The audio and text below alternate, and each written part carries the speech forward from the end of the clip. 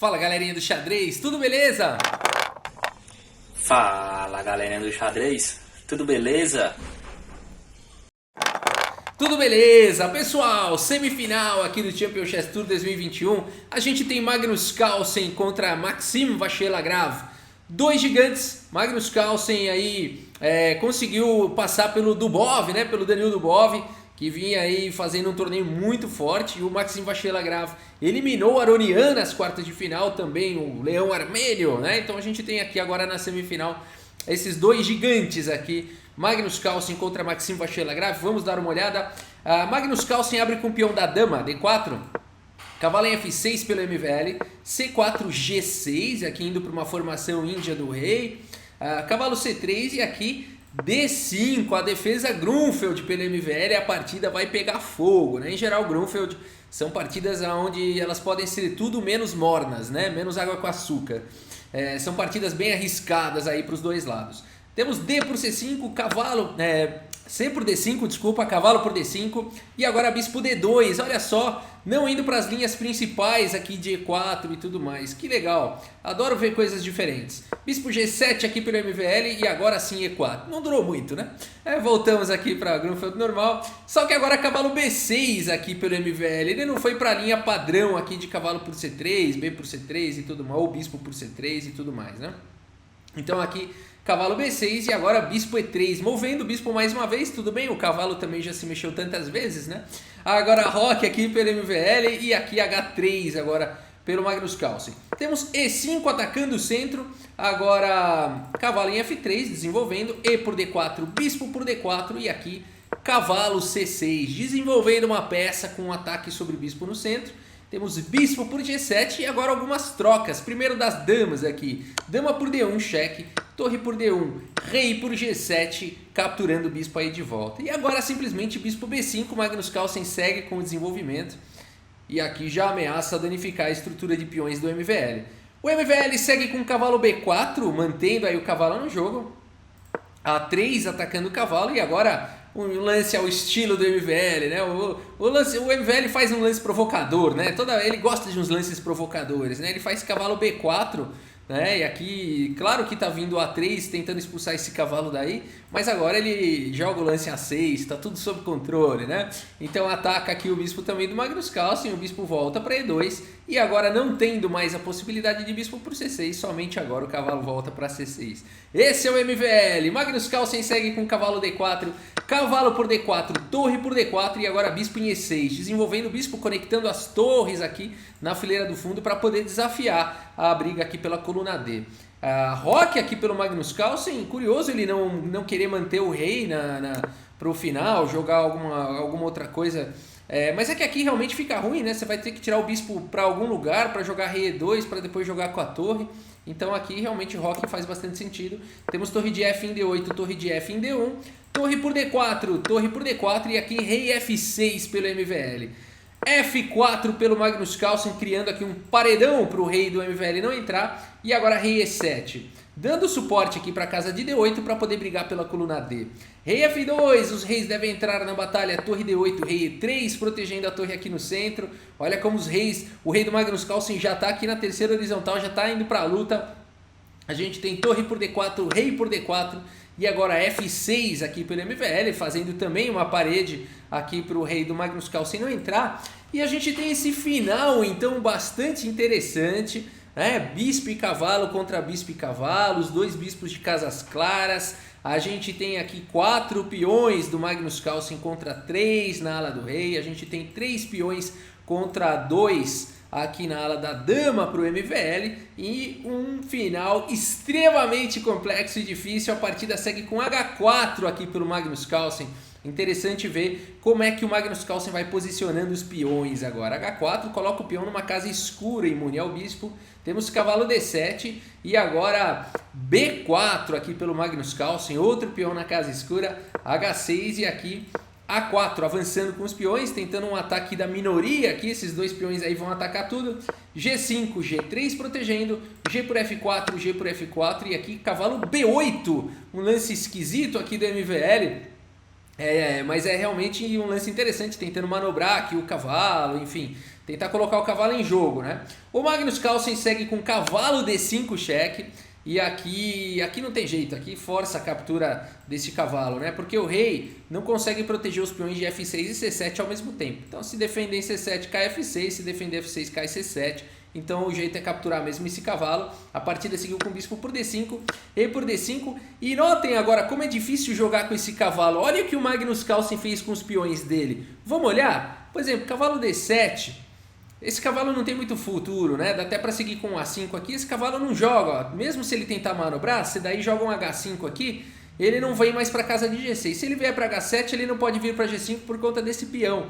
Então o Magnus Carlsen botou os peões de uma maneira tão estratégica que agora tá difícil do MVL jogar com esse cavalo. Olha que loucura. A partida agora seguiu aqui com B6.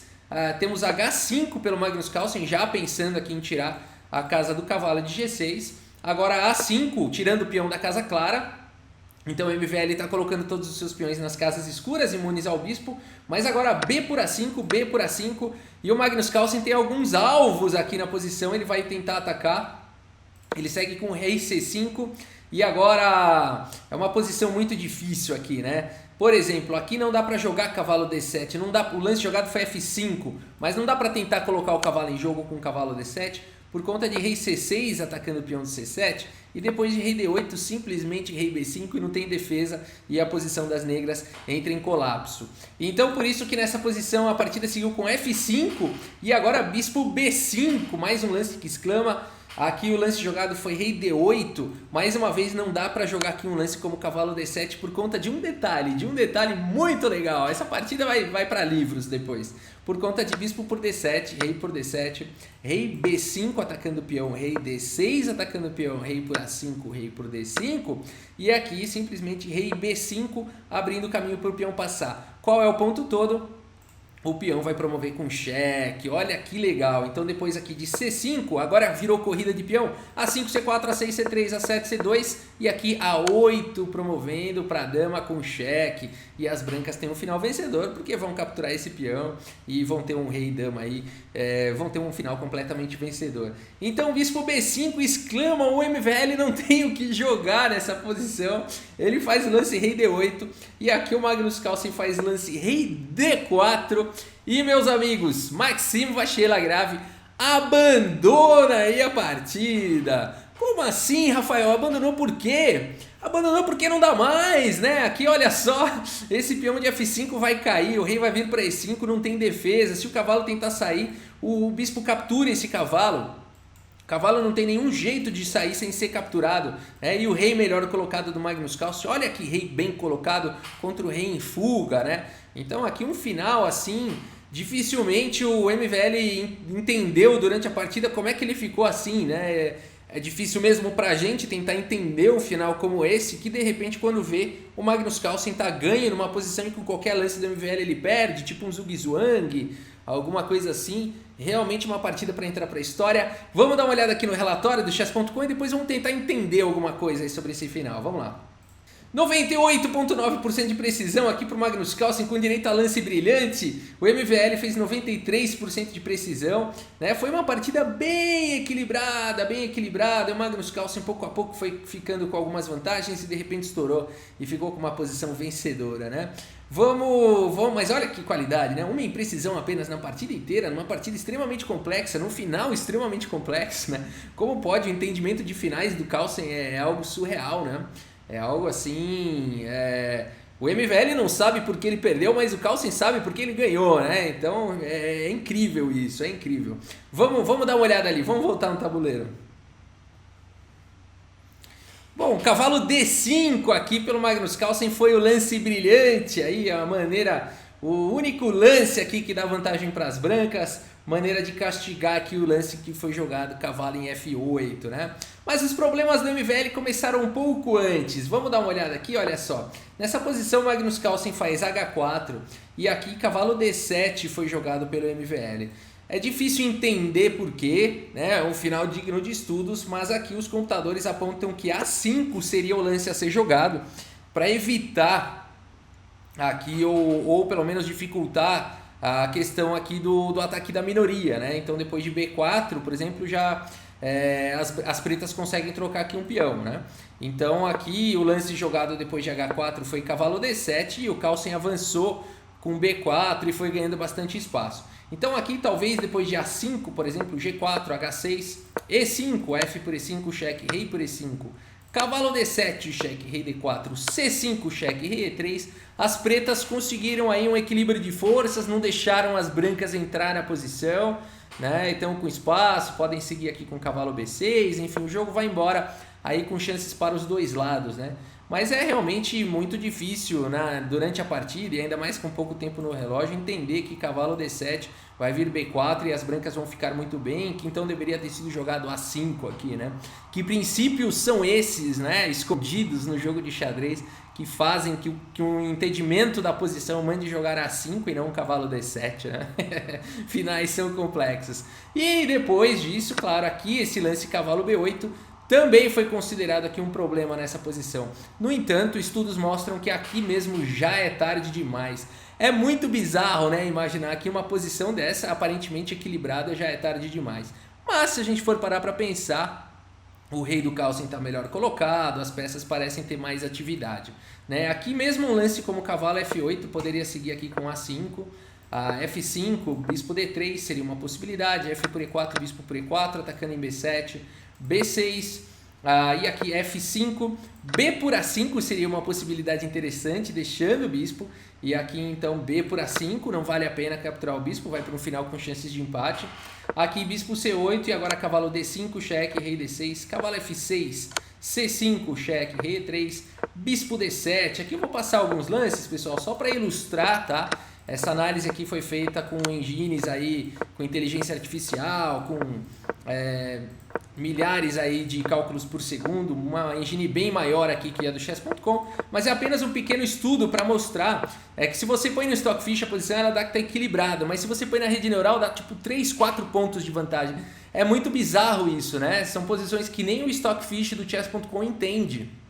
Você tem que botar numa rede neural parruda, né, num computador parrudo. E é engraçado isso, o computador está avaliando como zero, um Stockfish está avaliando como zero, e você põe no Stockfish de computador dedicado, ele avalia com 4. Como pode um computador ter tanta diferença na avaliação de uma posição, né? E que princípios são esses, mais uma vez escondidos, que nem a máquina consegue entender direito, quem dirá o ser humano, né? Mas aqui os estudos mostram que com um jogo preciso, aqui olha que loucura, olha aqui que loucura esse estudo, né? Aqui o lance que ganha é cavalo D5, sacrificando o cavalo com um cheque, além de tudo. Aqui é um final realmente, é um estudo bem difícil, né? Bem um pouco longe da compreensão do ser humano. Aqui bispo E4, C2, bispo C2, cavalo D3 e H7, e as brancas estão ganhas, não tem como evitar a promoção aqui do peão, tá? Mas aqui só para exemplificar que cavalo, nem cavalo F8, porque o Stockfish considera um erro aqui cavalo B8, né? Mas aqui nem lance de cavalo F8, que seria o lance mais preciso, segundo as engines, salvaria. Então essa posição já é teoricamente vantajosa para as brancas, vencedora para as brancas. Que bizarro, não? Mas é isso, uma bela partida aqui do Magnus Carlsen. A gente não entende, mas será que o Magnus Carlsen entende tudo que ele fez aqui, o porquê de cada lance, o porquê que o MVL perdeu, né? Por que aqui deveria ter sido jogado A5 ao invés de cavalo D7? São questões aí que valem a pena uma boa discussão. Tá bom, pessoal, o Magnus Carlsen venceu então a primeira partida aí contra o MVL na semifinal, tá na vantagem, e a gente segue cobrindo aí mais partidas do Champion Chess Tour 2021. Se você gostou do vídeo, deixa o seu like, deixa a sua curtida. Se você gosta de vídeos de xadrez, inscreva-se aí no canal, ativa o sininho para você ser notificado a cada vídeo novo. E é isso, muito obrigado pela sua audiência, um grande abraço para todos vocês e até a próxima, valeu! No tabuleiro de xadrez,